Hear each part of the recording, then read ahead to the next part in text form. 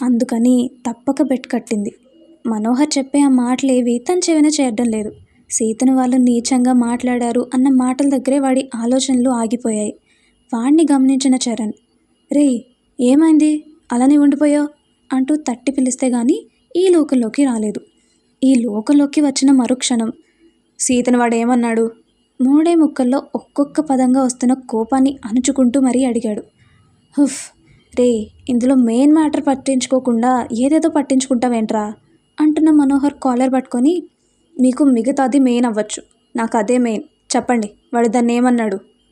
అది చెప్పాలంటే నువ్వు ముందు ఈ పోటీలో పాల్గొనాలి. మరి పాల్గొంటావా? తనతో ఎలాగైనా ఈ పోటీలో పాల్గొనేలా చేయాలి అనేసి లోపల నుంచి వస్తూనే స్థిరంగా అడిగింది సీత. అది చూసి, నాకు కోపం తెప్పించుకు సీత, మర్యాదగా వాడు ఏమన్నాడో చెప్పు. చెప్తే ఏం చేస్తావురా? పోయి వాళ్ళని చావుగొట్టి వస్తావా? ఇది తప్పితే నీకు ఇంకేం